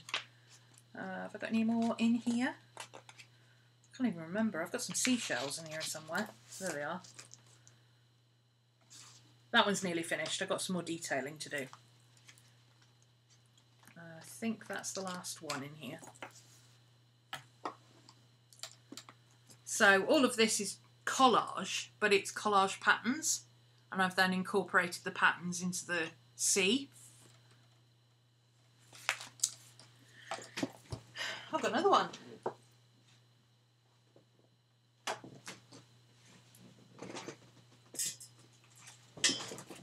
Oops. This one's only got a few bits and pieces in it at the moment.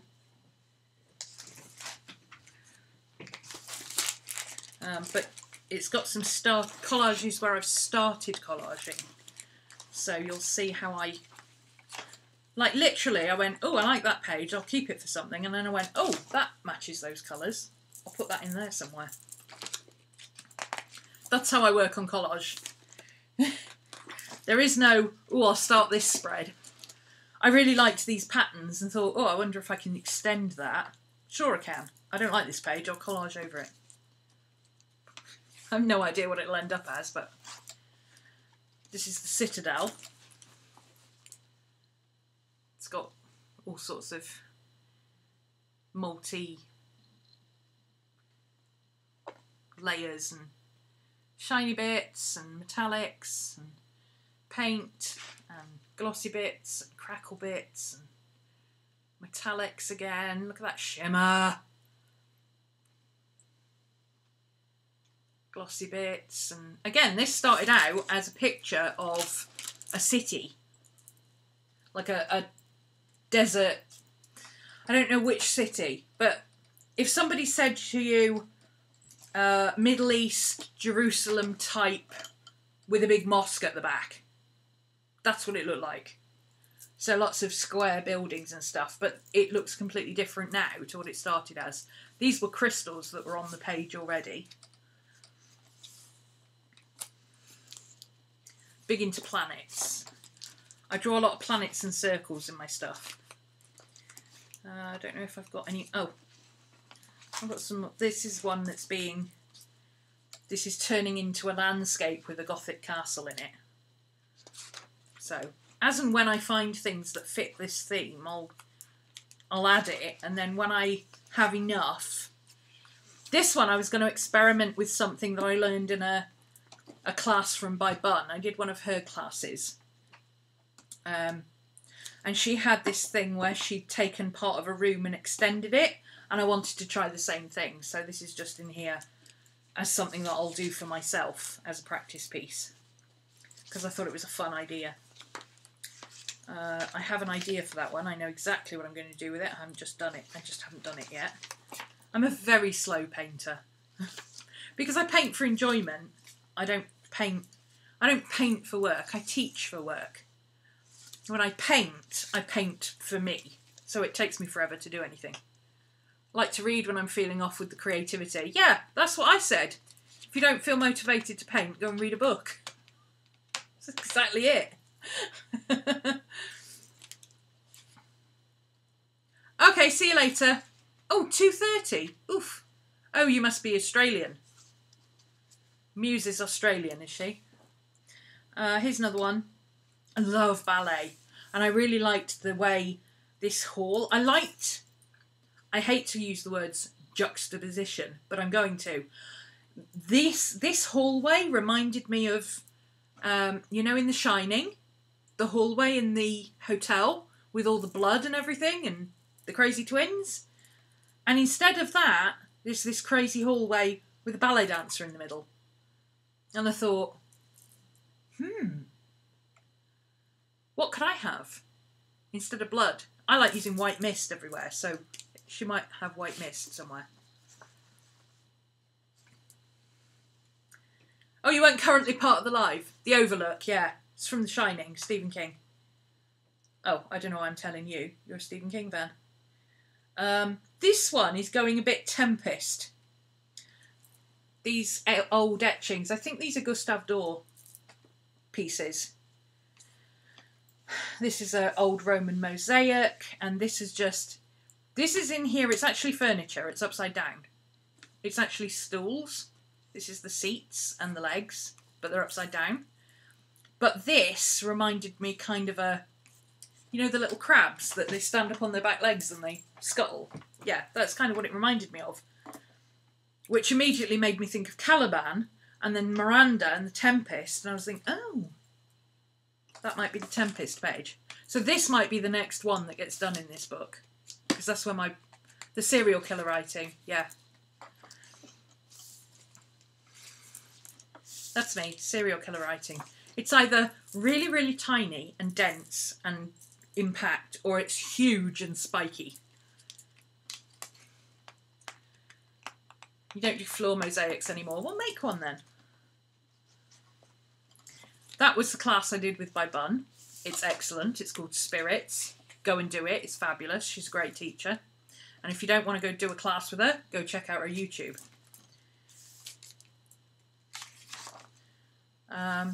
This is an old crystals book, in case you couldn't guess. Pages that have stuff. Some pages have stuff cut out of them. Obviously, this page is going to end up a big blue Tutankhamun page, isn't it? Duh. I'll probably draw a mummy on it or something. Or at least a mummy hand holding some of the crystals. But some of them, I've taken crystals and put them somewhere else. This was, I believe, the purple crystal that gave me the idea for this. But this is all painted. I didn't paint. I painted over the collage of the crystal, but I didn't paint the collage of the crystal, if that makes sense. This doesn't look like the original crystal. Like how to know how to do mosaics. Yeah. I have no idea how to do mosaics. I know you take tiles and you put a frame around what you want to make, and you take tiles and you use some kind of a cement and you put a thin layer down and you keep it damp. You put a thin bit down and you put your things in, and then once they're set at the bottom, you fill it in like you do with tiling on a wall. Apart from that, maybe start with paper collage. Paper mosaics. Start with paper mosaics. I want to cover my bookcases in sparkly mosaics. Why doesn't that surprise me? This is a shelf. And I was thinking maybe I could have the shelf with like lightning as the bookends. That was where I was going with that one. And then I was going to cover this and take her and put her here so she was on the other end of the bookend. Does that make sense? But then I looked at that and went, oh, but that's really pretty. So I might scan her and reprint her and put her there so I can, or I might just copy her. I might just freehand her. But I find it easier to work with collage when I'm painting. It's mixed media, that's why I do it. I like mixed media. What else have I got in here? This is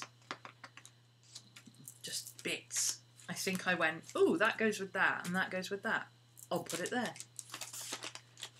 This is a work in progress. This was the last one I was working on, actually, before I started doing my Celtic woman. My Brigid. So, obviously this one is not finished. This is about 50% done. But it'll be a lot more sparkly and spangly and ethereal. Ethereal, yeah. I think that's the word I'd use. I like to do ethereal stuff. Cosmic shiz. That's what Luna calls it. Cosmic shiz. What would you call my style of art? Cosmic shiz. So we got directions and arrows and pointy bits and nature and all sorts of weird and wonderful shining lights and sunlight coming down on... Yeah, I don't know what to do with that page yet, but I'm going to use those for something. And this was originally a hardback book, and I took the hardback off because it was too hard to work in. It didn't lie flat. I took the hardback off and I added a cover to the front, which is canvas paper. So it's just canvas, and I stuck it on with sticky back plastic that apparently is no longer sticky. Where's my glue? I had my glue out this morning. Where is it?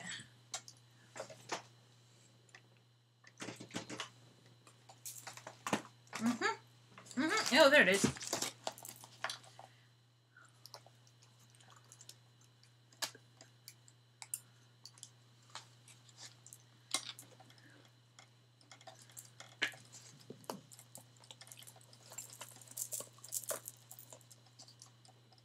That's about as much as you know about mosaics as well.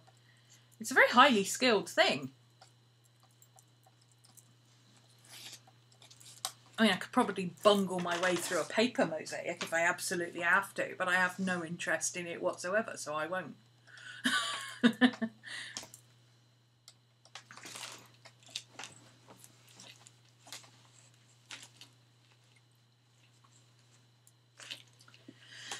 Oh, at least I feel a bit calmer now after my crazy thing with my car today. What I need is my big old chunky... Where's my big old chunky clipper thing? Ooh, have I got one on here? No. Usually there's a big old chunky clipper thing on here. Why can I never... I need to go and buy like a job lot. I went out and bought a job lot of 1,000 paper clips. Like this. About 6 weeks ago. Cost me like £2 on eBay or something. See you, Tracy. Thanks for joining us. I bought like 1,000 for a couple of quid on eBay. I'm already on my 3rd box because I keep losing the damn things. I have no idea where my clips go. I need to buy a big job lot of them. So I've always got some clips to hand because I've never got any. Seriously, where are my clips? It's ridiculous. How do I never have clips? You know what? I'm gonna do that. I'm gonna do that so it doesn't stick. And I'm gonna put this whopper on top of it like that. There you go. Job done. That'll stick eventually. Okay, well, it's that bruise on your hand from where you smacked the mechanic. What bruise? I don't have a bruise. No bruise. If I have blue, it's paint. Oh, that's eczema. I have eczema patches. I have dyshydrotic eczema, which comes up as little blisters that start off like this. See? And then they turn like that. And then they go dry like that. And then they start coming off like this. And then that happens. And then they don't go away. It's great fun. But I only get it on this hand. Never have it on this hand. However, if I have a bruise tomorrow, that could be where I've been to talk to my mechanic in the morning. No, he's a very nice lad. He does his best. But I'm not impressed with his friend, who's supposedly an auto electrician, because he couldn't find an electrical fault with 2 hands and a map.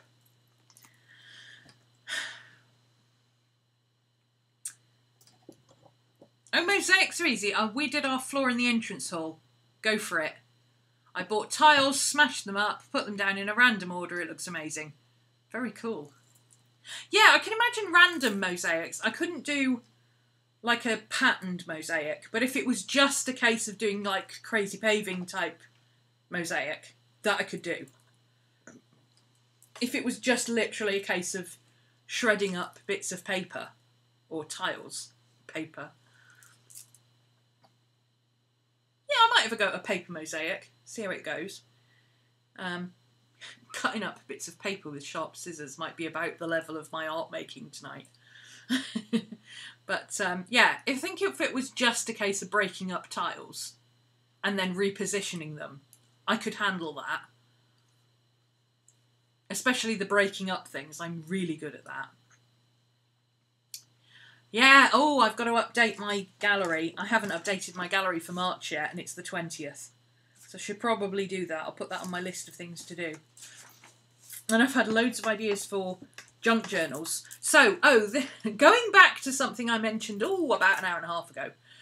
Witchy Wednesday is restarting on Wednesdays, because I've got loads of stuff I can do that I want to do. I'm not getting time to do it, so I might as well stream it. Don't need to do it for class. Gives me YouTube content that's interesting. And then Fridays will be Friday Crafternoon while I get this junk journal thing out of my system. Update Ning gallery. March. Actually, I've had an idea about the Ning Gallery for class. So I'm going to... Actually, for the whole site, I've had an idea for the Ning Gallery. I'm going to see if it works. Anyway, that's it. I'm stopping now. Go away. I need to go and eat, okay? I went out for lunch at 2:30. And since then, I've done a 2-hour class, and I've had my car break down and had my car fixed. And it's been a day. I need to go and eat. So I will see you back here on Friday at 4, 12 o'clock on Friday on Twitch, and tomorrow's class for When Frogs Sing, Patreon, Ning, etc. will be at 4. Link in class sometime later tonight when I put it up. I can't schedule a class for YouTube until I've done my live one because it gets rid of the link, you see. So I can't set it up until after this finishes.